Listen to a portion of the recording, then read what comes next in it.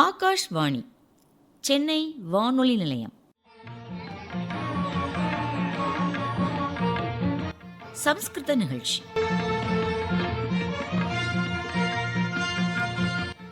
இன்றைய சம்ஸ்கிருத நிகழ்ச்சியில் ஸ்ரீவல்லபரின் பக்தி பாரம்பரியம் உரை நிகழ்த்துபவர் டிஜி வைஷ்ணவ கல்லூரியின் சம்ஸ்கிருத துறை தலைவர் முதுமுனைவர் வி சௌமிய நாராயணன் அவர்கள்.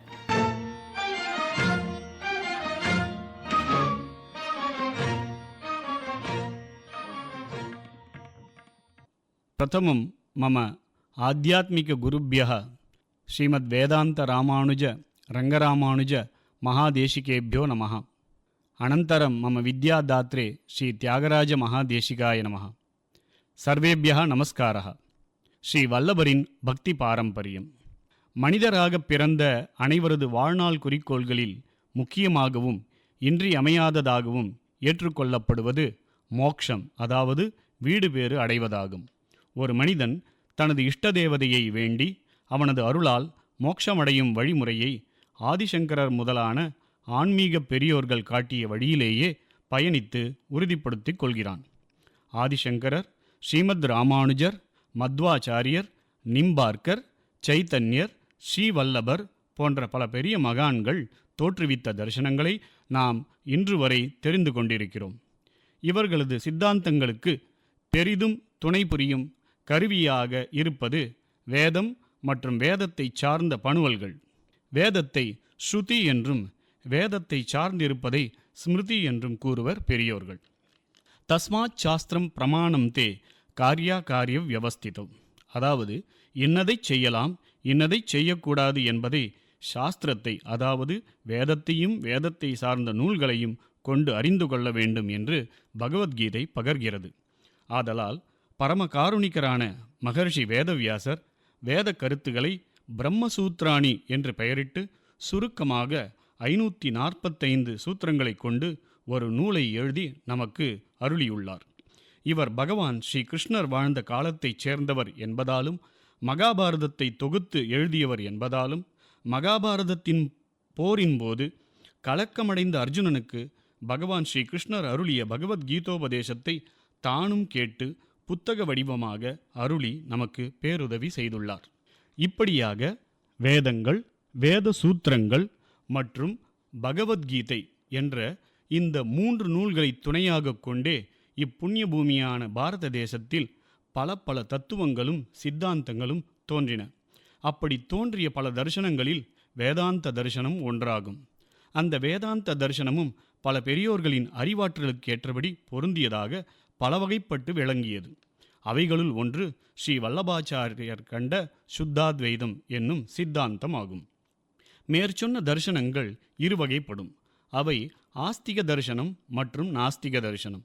இதில் கடவுளை ஏற்றுக்கொள்ளாதவைகளான சாங்கியம், பௌத்தம், ஜைனம், சார்வாக்கம் போன்றவை நாஸ்திக தரிசனங்கள். கடவுளை ஏற்றுக்கொள்ளக்கூடியவைகளான பூர்வ மீமாம்சா, உத்தர மீமாம்சா என்னும் வேதாந்தம், யோகம், வியாக்கரணம், நியாயம், தர்க்கம் என்னும் தரிசனங்கள் 6 ஆஸ்திக தரிசனங்கள் ஆகும். வேதாந்த தரிசனம் அதாத்தோ பிரம்ம ஜிக்ஞாசா என்கின்ற சூத்திரத்தின்படி ஆரம்பிக்கின்றது. இந்த வியாச சூத்திரத்தை அடிப்படையாக கொண்டு கர்ம விசாரம் மனிதன் செயல்பாடுகளுக்கு பிறகு அறிவு சார்ந்த விஷயமான பரம்பொருளை, அதாவது பரபிரம்மத்தை பற்றி தெளிய முயல்வதாகும். பகவான் பரமேஸ்வரனின் அவதாரமாக தோன்றிய ஆதிசங்கரர் தோற்றுவித்தது அத்வைத்தம். ஆதிசேஷனுடைய அவதாரமாக தோன்றிய ஸ்ரீமத் ராமானுஜரால் தோற்றுவிக்கப்பட்டது விசிஷ்டாத்வைத்தம். வாயு பகவானது அவதாரமாக தோன்றிய மத்வாச்சாரியரால் தோற்றுவிக்கப்பட்டது துவைத்தம். ஹம்சம், அதாவது அன்னப்பறவை, அந்த அவதாரமாக தோன்றிய நிம்பார்க்கரால் தோற்றுவிக்கப்பட்டது துவைதாத்வைத்தம். அக்னி பகவானின் அவதாரமாக தோன்றிய ஸ்ரீ வல்லபாச்சாரியரால் தோற்றுவிக்கப்பட்டது சுத்தாத்வைதம் என பல பிரிவுகள் வேதாந்தத்தில் காணப்படுகின்றன. சுத்தாத்வைத்தம் என்றால் என்ன? அதை நிறுவிய வல்லபாச்சாரியர் பற்றி நாம் தெரிந்து கொள்ளலாம். மகான் ஸ்ரீ வல்லபாச்சாரியர், அவரது பெற்றோர்கள் ஸ்ரீ லக்ஷ்மண பட்டாரியர் மற்றும் திருமதி எல்லம்மாள் ஆகியோருக்கு அவர்கள் வாராணசி, அதாவது காசி யாத்திரை மேற்கொண்டு செல்லும் வழியில் சம்பகாரண்யம் எனப்படும் காட்டில் பிறந்தார். இந்த புண்ணியமான நாள் ஏகாதசி கிருஷ்ணபக்ஷம் அதாவது சூரிய மாதத்தின் இரவு பகுதி, சித்திரை மாதம், கிட்டத்தட்ட 1535ஆம் ஆண்டு ஆகும். இவரது குலம் ஆந்திர பிரதேசத்தில் பெலநாடு திரிலிங்கவர்ண வம்சத்தைச் சேர்ந்ததாகும். ஸ்ரீ வல்லபாச்சாரியரின் வாழ்க்கையில் மிக முக்கியமான நிகழ்வுகளில் ஒன்றாக அவரது பெற்றோர்களுடன் மீண்டும் இணையும் தருணம் குறிப்பிடத்தக்கது. பிறந்த குழந்தை எந்தவிதமான அழுகை அல்லது கைகால் அசைவுகளையும் காண்பிக்கவில்லை.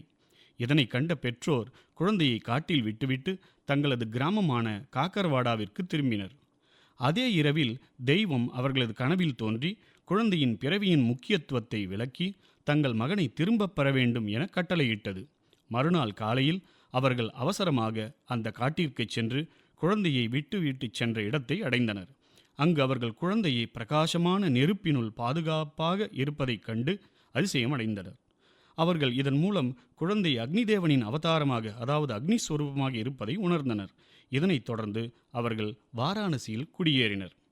இவரது மூதாதையர்கள் சோமயாகங்களை நடத்துபவர்களாக இருந்தனர்.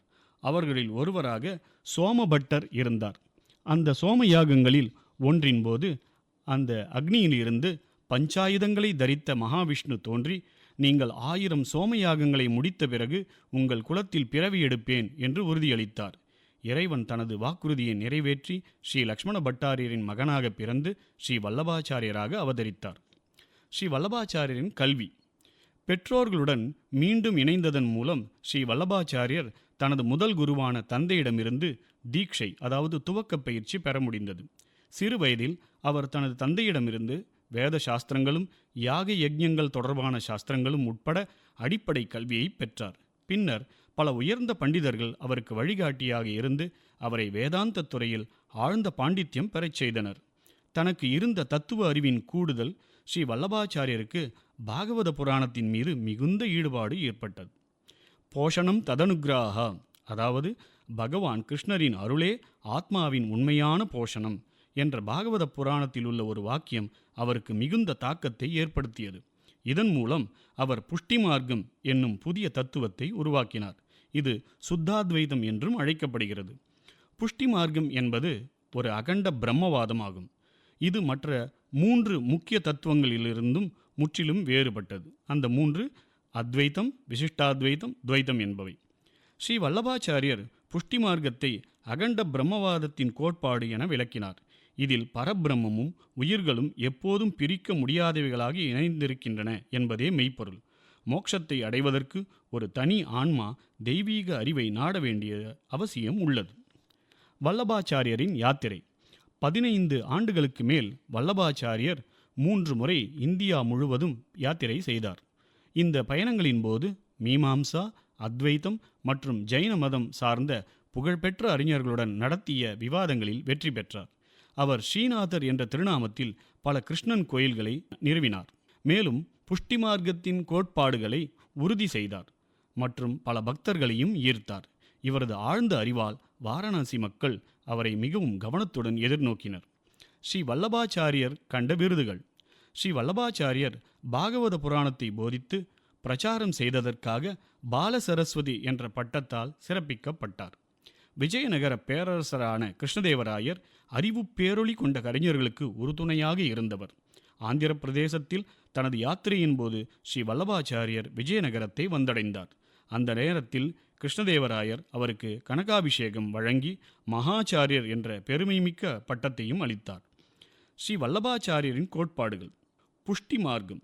ஸ்ரீ வல்லபாச்சாரியர் நிறுவிய இந்த ஆன்மீக வழி சில சுத்தாத்வைத கோட்பாடுகளையும் அவருடைய சொந்த தத்துவங்களையும் உள்ளடக்கியது. அவர் அத்வைதத்தின் கோட்பாடுகளை முற்றிலும் நிராகரித்தார்.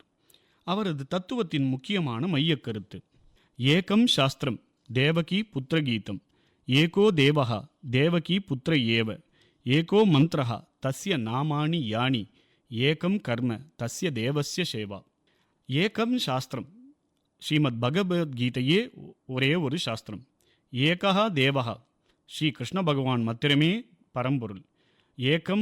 ஏகா மந்திரஹா, ஸ்ரீ கிருஷ்ணனின் திருநாமங்களே மந்திரங்கள்.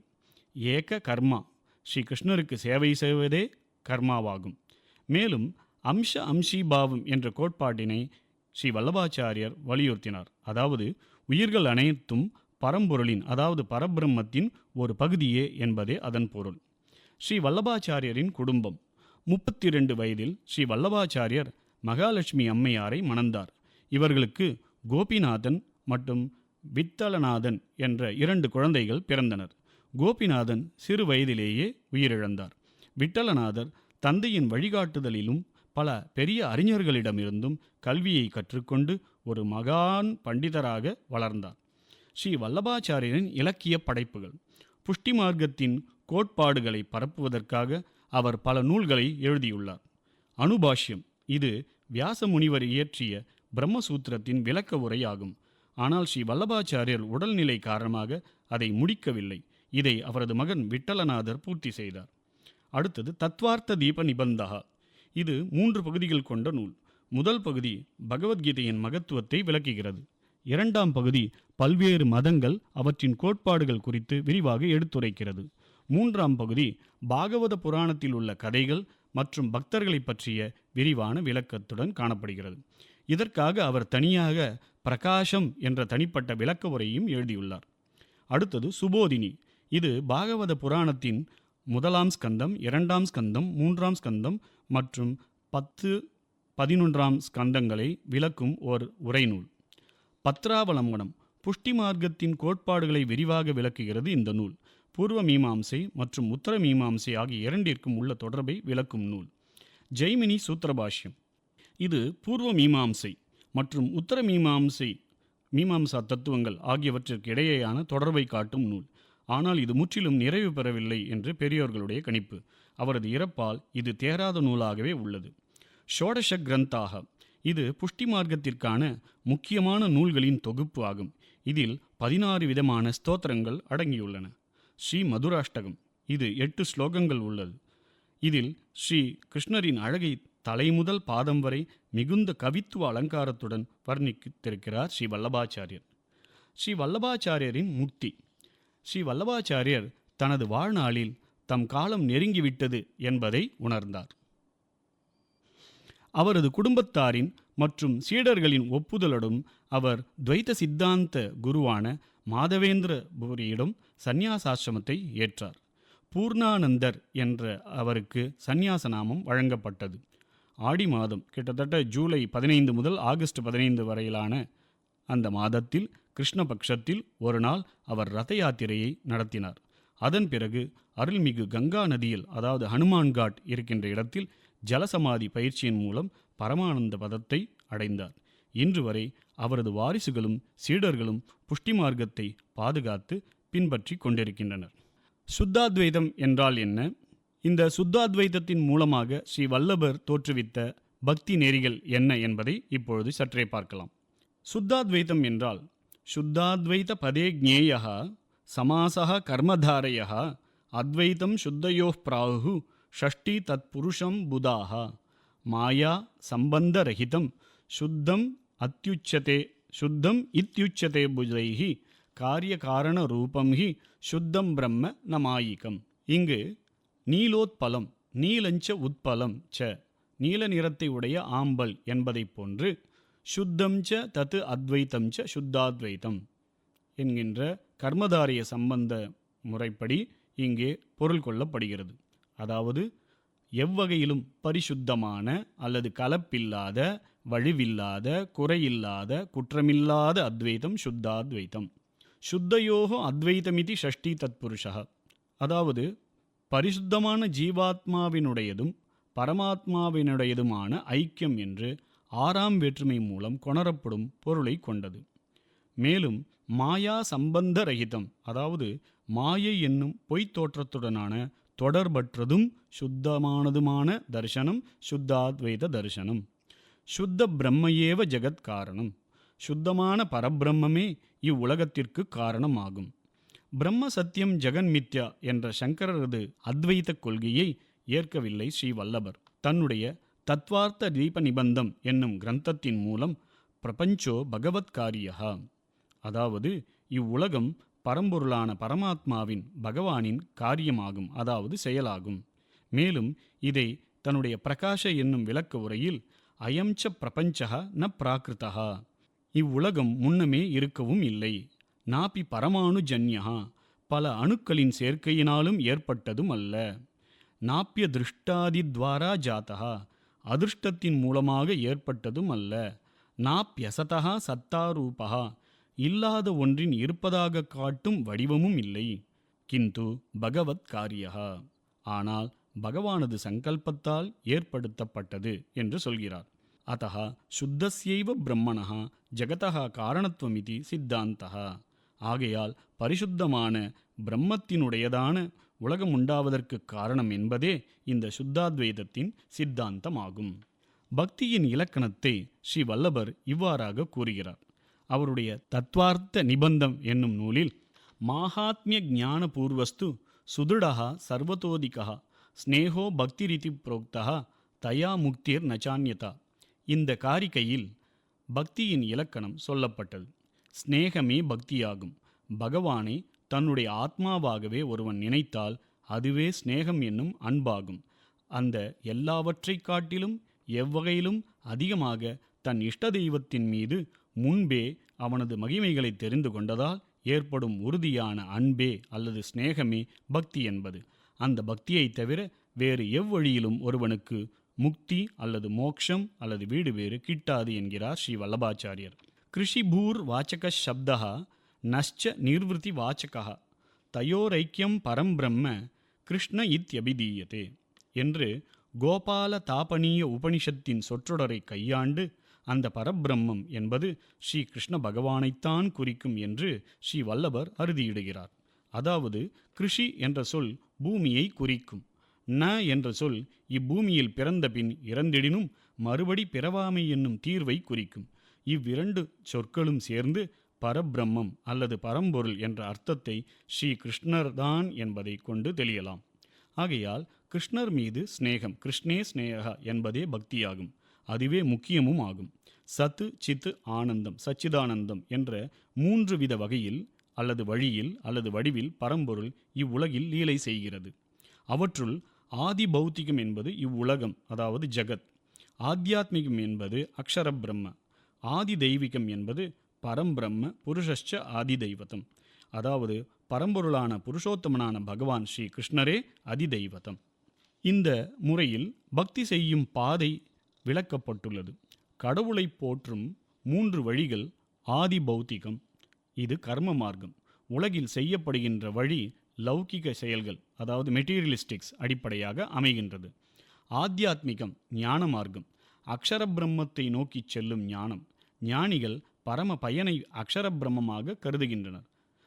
ஆதி தெய்வீகம் பக்தி மார்க்கம், பரபிரம்மமான புருஷோத்தமனை அடைவதற்கான பக்தி. பக்தர்கள் பகவான் ஸ்ரீ கிருஷ்ணரின் தூய தாமத்தை, அதாவது அவருடைய இருப்பிடத்தை அடைவதை பரம பயனாக, அதாவது உயர்ந்த பயனாக கருதுகிறார்கள். இதற்கான ஆதாரம் அவ்யக்தோக்ஷர இத்யுக்தா தமாஹு பரமாம் கதிம் எம்பிராப்ய ந நிவர்த்தந்தே தத்தாம பரமம் மம. அவ்யக்தமானது தெரியாதது அக்ஷர பிரம்மம் என்று கூறப்படுகிறது. அதுவே பரமபயன் என அழைக்கப்படுகிறது. அதனை அடைந்துவிட்டால் மீண்டும் பிறவிக்கு வர முடியா. அதுவே என்னுடைய பரமபதம் என்று பகவான் ஸ்ரீ கிருஷ்ணன் பகவத்கீதையில் சொல்லியதை இங்கே மேற்கோளிடுகிறார். மேலும் யஸ்மாத்க்ஷரம் அதீதோகம் அக்ஷராதபி சோத்தமஹா அதோஸ்மி லோகே வேதேச்ச பிரதிதா புருஷோத்தமஹா. நான் க்ஷரபிரம்மத்திற்கும், அதாவது நாசமடையும் உலகும், அக்ஷர பிரம்மத்திற்கும் அழியாதமுக்கும் அப்பாற்பட்டவன். அதனால் உலகிலும் வேதத்திலும் புருஷோத்தமன் என்று பிரசித்தி பெற்றவன் என்று பகவான் கீதையில் சொல்கிறார். இது போன்ற பல உண்மைகளின் அடிப்படையில் பக்தியே உயர்ந்த தெய்வீக பாதையாக அறியப்படுகிறது என்கிறார் ஸ்ரீ வல்லபர். வேதங்களில் பக்தியின் நிலை பக்தியை உயர்ந்ததாக ஏற்கின்றது. எவ்வாறு என்றால், உபனிஷத்துகளின் வாக்கியங்கள் எத்ர நாண்யத் பஷ்யதி நாண்யத் ஸ்ருணோதி நாண்யத் விஜானாதி ச பிரம்மணி லயதி. அவன் வேறு எதையும் பார்க்கவில்லை, வேறு எதையும் கேட்கவில்லை, வேறு எதையும் அறியவில்லை. அவன் பிரம்மத்தில் நிலைத்தவன். இதுவே பக்தியின் பரமநிலை, பகவானுடன் ஒற்றுமையை அடைதல். பரபிரம்மை தத்து யதோ தியாயதி ரசதி பஜதி சோ அமிர்தோ பவதி. பரம பிரம்மத்தை தியானிக்கிறான், ரசிக்கிறான், பக்தி செய்கிறான். அவன் அமரனாகிறான். பக்தி செய்பவனே பரமபதத்திற்கு உரியவன். ஸ்மிருதிகள் இதை உறுதி செய்கின்றன. நாகம் வேதைர்ன தபசா ந தானேன நச்சேஜ்ஜயா சக்கிய ஏவ விதோ திருஷ்டம் திருஷ்டவானசி மாம் யதா.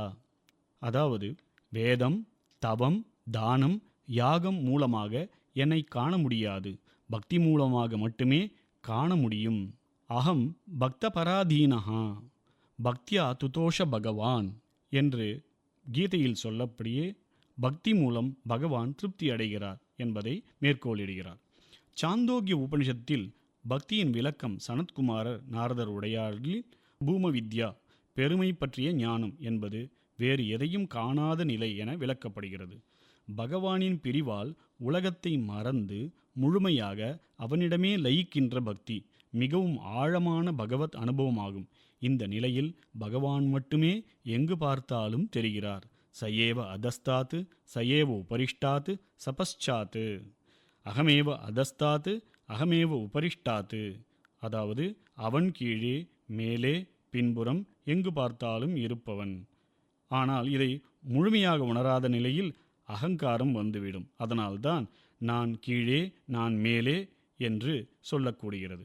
இதுவே ஆணவத்தை உணர்த்தக்கூடியது. பக்தி உண்மையாக ஆனது போக அந்த உள்மனை நிலைத்திருக்காது. வேதங்களும் உபனிஷத்துங்களும் ஸ்மிருதிகளும் பக்தியை உயர்ந்த மார்க்கமாக ஏற்கின்றன. பக்தி மட்டுமே பெரிய பயனை அடைய வழி. இத்தகைய பக்தி அனைத்திற்கும் மேலானது, முழுமையான அர்ப்பணிப்பே அது. பக்தியின் உன்னத நிலையாகும்.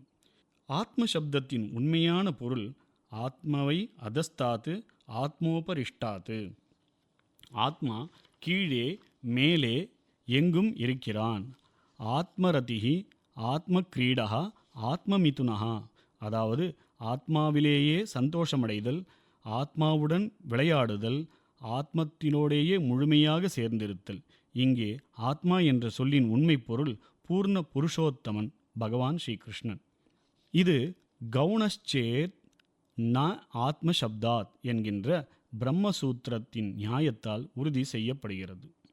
பகவான் பக்தி, கிருபை இவையெல்லாம் அடைய பகவானுடைய கிருபை மட்டுமே மூலம் வேதம் கூறும் வகையில் நாயமாத்மா பிரவச்சனேன லப்யா நமேதையா ந பகுனாஸ்ருதேன யமே வைஷ விருணுதே தேன லப்யா தஸ்யைஷ ஆத்மா விவருத்தே தனும் ஸ்வாம்.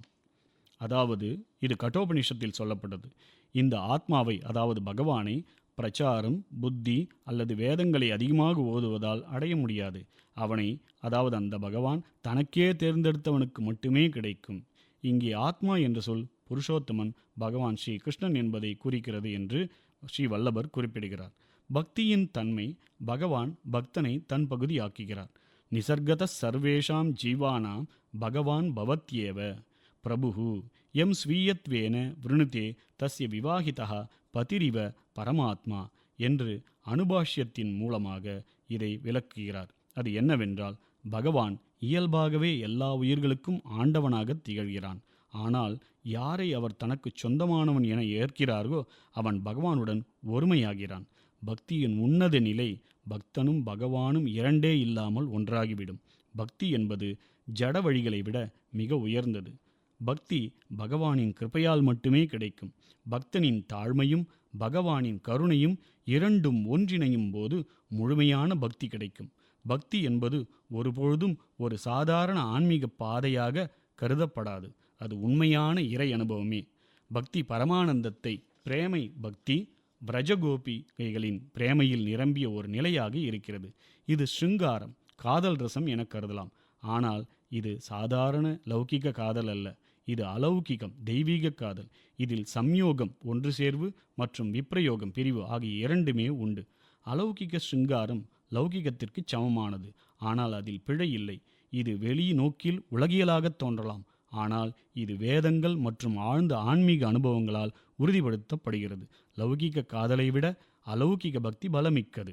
சரி, இப்படியாக அவர் பல பக்தி நூல்களை எழுதியதில் ஒன்றை மட்டும் நாம் உதாரணமாக பார்க்கலாம். மதுராஷ்டகம். அதரம் மதுரம் வதனம் மதுரம் நயனம் மதுரம் ஹசிதம் மதுரம் ஹிருதயம் மதுரம் கமனம் மதுரம் மதுராதிபதேரகிலம் மதுரம். மதுராவில் அவதரித்த மாயவனே, உனது இதழ்கள் அழகானவை, முகம் வசீகரமானவை, கண்கள் வனப்பானவை, உனது புன்முறுவல் அழகு, இதயம் அழகு, தளிர்நடை அழகு, மதுராதிபனே, நீ நிறைந்திருப்பதால் அகிலமே அழகானது. மதுரம் என்றால் இனிமையானது, அழகானது, உயர்வானது என்று பல பொருள்கள். வச்சனம் மதுரம், சரிதம் மதுரம், வசனம் மதுரம், வலிதம் மதுரம், சலிதம் மதுரம், பிரமிதம் மதுரம், மதுராதிபதேர் அகிலம் மதுரம். உனது பேச்சு இனியது, தன்மை அழகானது, நீ இருக்கும் இடம் அழகு, தவழ்தல் அழகு, நகர்தல் அழகு, சுழற்சி அழகு. மதுராநாயகனே, நீ எதிலும் நீயே நிறைந்திருப்பதால் இந்த உலகமே அழகு. வேணூர் மதுரஹ, ரேணூர் மதுரஹ, பாணீர் மதுரஹ, பாதௌ மதுரௌ, நிருத்யம் மதுரம், சக்கியம் மதுரம், மதுராதிபதே அகிலம் மதுரம். உனது குழல் ஓசை இனிமையானது, பாததுளி உயர்வானது, கைகளும் கால்களும் அழகு, உன் திருநடனம் ஒய்யாரமானது, பழகுதல் அழகு. மதுராநாயகனே, எதிலும் நீ இருப்பதால் இந்த அகிலமே அழகு என்று 8 ஸ்லோகங்களில் கோபர்களை பற்றியும் பசுக்களை பற்றியும் அவர்களுடன் பிரிந்திருப்பது, சேர்ந்திருப்பது, அதனால் பயன்பெறுவது என்று எல்லா விதத்திலும் வியாபித்து இருப்பதை இந்த 8 ஸ்லோகங்களில் ஸ்ரீ வல்லபாச்சாரியர் அழகாக நமக்கு படம் பிடித்து காட்டுகிறார். இன்றைய சம்ஸ்கிருத நிகழ்ச்சியில் நேயர்கள் இதுவரை கேட்டது ஸ்ரீ வல்லபரின் பக்தி பாரம்பரியம். உரை நிகழ்த்தியவர் டிஜி வைஷ்ணவ கல்லூரியின் சம்ஸ்கிருத துறை தலைவர் முதுமுனைவர் வி சௌமியநாராயணன் அவர்கள். இத்துடன் இன்றைய சம்ஸ்கிருத நிகழ்ச்சி நிறைவு பெறுகிறது.